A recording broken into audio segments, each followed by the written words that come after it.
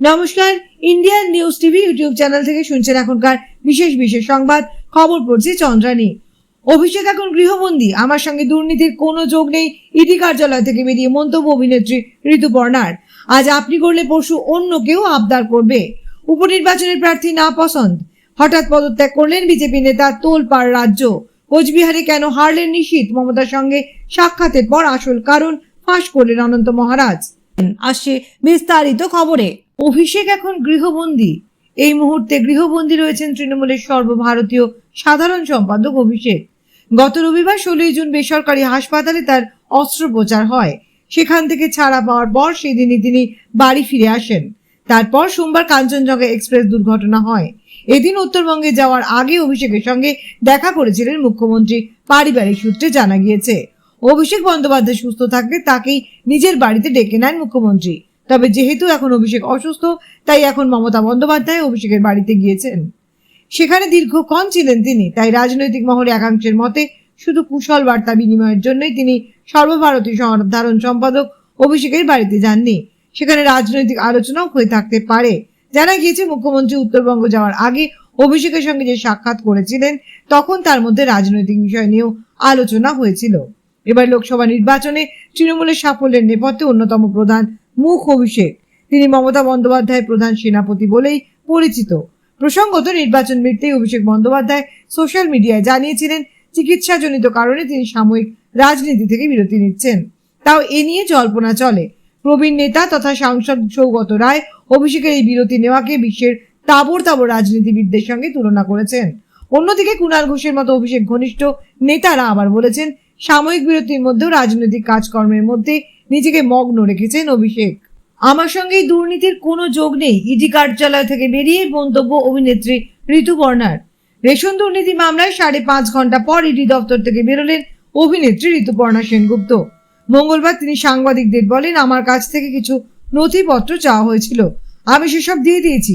Ration বন্টন দুর্নীতি মামলায় এনফোর্সমেন্ট ডিরেক্টরেট তলব করেছিল অভিনেত্রী ঋতুপর্ণা সেনগুপ্তকে। এর আগে 5 জুন ইডি সমন পাঠিয়ে তাকে তলব করেছিল। তবে সেবার তিনি বিদেশে ছিলেন বলে হাজিরা দিতে পারেননি। রেশন দুর্নীতি তদন্তে নেমে ইডি আধিকারিকরা জানতে পেরেছেন, বিভিন্ন প্রভাবশালী এবং ব্যবসায়ীদের কাছ থেকে অভিনেত্রী ঋতুপর্ণা সেনগুপ্তর ব্যাংকের ট্রানজাকশন হয়েছে। অভিনেত্রী ঋতুপর্ণা সেনগুপ্তের আইনজীবী বিপ্লব গোস্বামী জানান, অভিনেত্রীকে সেই সমন পাঠানো হয়েছিল। তার সঙ্গে জ্যোতিপ্রিয় মল্লিকের কোনো সম্পর্ক নেই।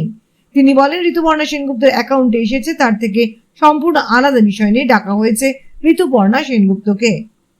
আজ আপনি করলে পরশু অন্য কেউ আবদার করবে। ভোট পরবর্তী হিংসায় আক্রান্তদের সঙ্গে রাজ্যপালের সঙ্গে দেখা করতে গিয়েছিলেন শুভেন্দু অধিকারী, কিন্তু রাজভবনে পুলিশি বাধার মুখে পড়েন তিনি। এরপর আক্রান্তদের সঙ্গে নিয়ে রাজভবনের সামনে ধর্নায় বসতে চাইছেন শুভেন্দু। 13 জুন পুলিশের কাছে আবেদন জানানো হয়। গতকাল পুলিশ সেই আবেদন খারিজ করে বলেন, আদালতে দাবি করেন শুভেন্দু আইনজীবী। এক্ষেত্রে পুলিশের বিরুদ্ধে পক্ষপাতিত্বের অভিযোগ তুলেছেন শুভেন্দু। কারণ এর আগে অভিষেক বন্দ্যোপাধ্যায় রাজভবনের বাইরে ধর্নায় বসেছিলেন 100 দিনের কাজের টাকা আদায় সহ কেন্দ্রীয় বঞ্চনার প্রতিবাদে। তাতে পুলিশ অনুমতি দিয়েছিল, কিন্তু শুভেন্দুকে কেন দেওয়া হচ্ছে না তা নিয়ে প্রশ্ন তুলে আদালতে মামলা হয়। এদিনে শুনানিতে মামলাকারীদের আইনজীবী বিল্লদল ভট্টাচার্য বলেন, ভোট পরবর্তী হিংসার শিকার যারা, তাদের নিয়ে ধর্ণা দিতে চান। বিচারপতি সিনহা শুভেন্দুকে প্রশ্ন করেন, ওখানেই কেন অবস্থানে বসতে হবে, শাসক দল বসেছিল বলে? মামলাকারীদের আইনজীবী বলেন, আমরা মনে করি রাজ্যপাল রাজ্যের সাংবিধানিক প্রধান, সেই কারণে আমরা রাজভবনের সামনে ধর্ণা দিতে চাই। আদালতে তারা জানান, শান্তিপূর্ণ ধর্ণা হবে, কোনো স্টেজ পর্যন্ত করা হবে না, কিন্তু পুলিশ প্রশাসনিক কারণ দেখিয়ে আমাদের রাজভবনের সামনে ধর্ণা দিতে অনুমতি দেননি। ওয়াই চ্যানেলে বসতে বলেছে। মামলাকারী আরো বলেন, যদি বলতো আজ সপ্তাহের মাঝে কোনো দিন, তাহলে আমরা শনি কিংবা রবিবার বসতে পারি, কিন্তু আমাদের অনুমতি কেন দেওয়া হচ্ছে না? আদালত উল্লেখ করা হয়, ঠিক ওখানেই শাসক দল ধর্ণা দিয়েছে, এমনকি স্টেজ করে। উপনির্বাচনের প্রার্থী না পছন্দ, হঠাৎ পদত্যাগ করলেন বিজেপি নেতা, তোলপাড় রাজ্য। আগামী 10 জুলাই বাংলার 4টি বিধানসভা আসনের উপনির্বাচন। মানিকতলা, বাগদা, রায়গঞ্জ এবং রানাঘাট দক্ষিণে ভোট রয়েছে সেদিন। সম্প্রতি 4 কেন্দ্রের প্রার্থীদের নাম ঘোষণা করেছে বিজেপি, আর তারপরে শিরোনামে উঠে এসেছে গেরুয়া শিবিরের কোন্দল। সদ্য সমাপ্ত লোকসভা ভোটে আশানুরূপ ফল করতে পারেনি বিজেপি। বঙ্গে ভরাডুবির পর তা নিয়ে শুরু হয় কাঁটা ছেঁড়া।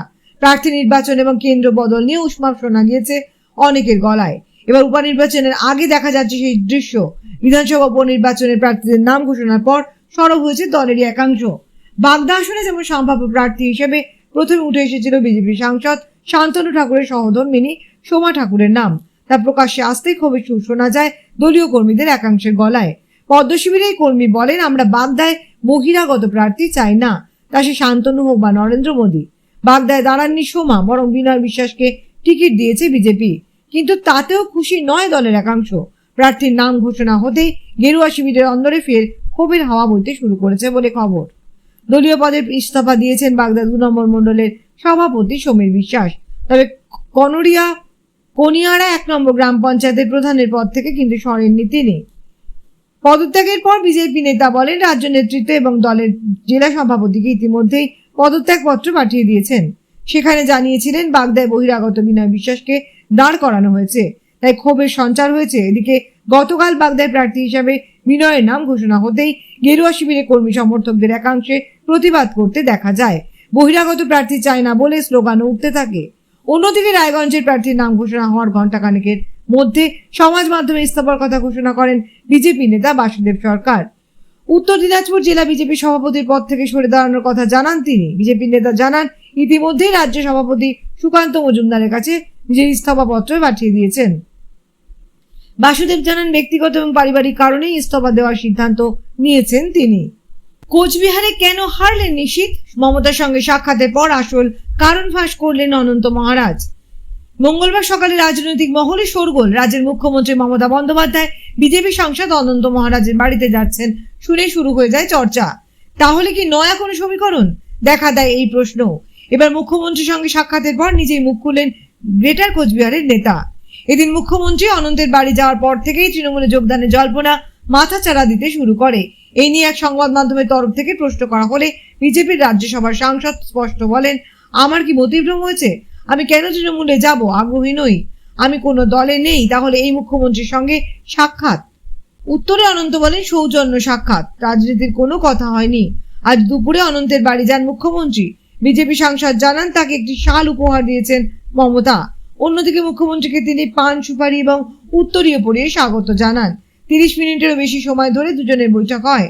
এরপর সাংবাদিকদের মুখোমুখি হয়ে বেশ কিছু বিষয়ে কথা বলেন অনন্ত। তৃণমূলে যোগ দেওয়া থেকে শুরু করে 2024 লোকসভা নির্বাচনে কোচবিহারে নিশীথ প্রামাণিকের পরাজয়, বেশ কিছু বিষয়ে কথা বলতে দেখা যায় বিজেপি সাংসদকে। তাকে নিয়ে যাওয়া হয়নি বলেও সরব হন অনন্ত। সরাসরি জেলা সভাপতির নাম নিয়ে তোপ দাগেন তিনি।